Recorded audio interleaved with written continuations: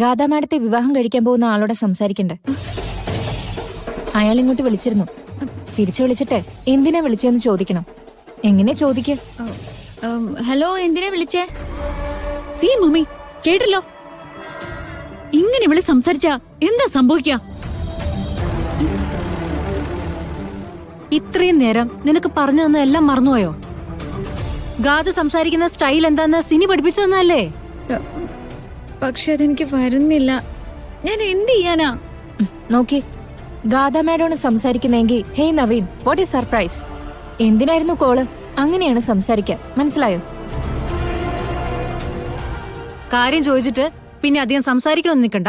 Phone അങ്ങ് cut ചെയ്തേക്കണം, മനസ്സിലായോ? അതെ, ഞാൻ ഒന്നുകൂടി പഠിച്ചിട്ട് ഇപ്പൊ പറഞ്ഞതിന്റെ മറുപടി ഞാൻ പിന്നെ പറഞ്ഞ.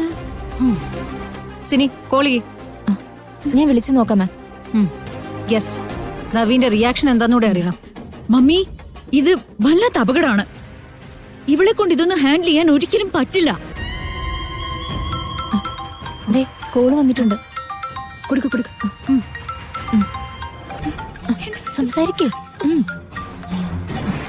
സംസാരിക്കേ. Hello. Hey Naveen, what is surprise? എന്താ ഇങ്ങോട്ട് വിളിച്ചിരുന്നേ?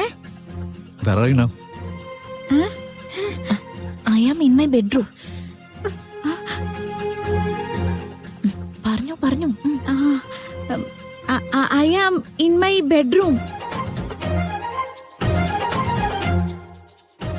ഇതെന്തു പറ്റി? തന്റെ സംസാരം ഒട്ടും ഫ്ലുവന്റ് അല്ലല്ലോ.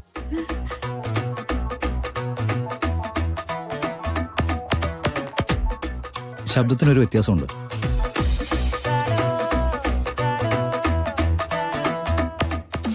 സുഖമില്ല, പനിയാ. പറ.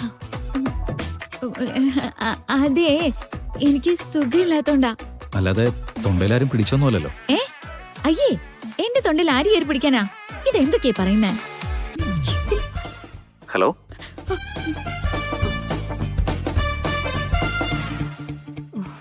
എന്താ താനിപ്പോ പറഞ്ഞേ?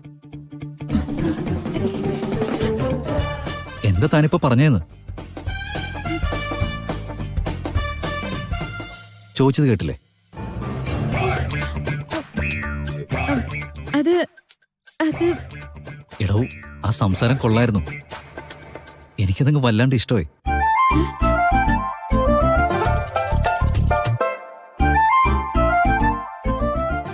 എന്താ പറയാ, ഹൃദയത്തിൽ തൊടുന്നൊരു ഭാഷ എന്നൊക്കെ പറയില്ലേ,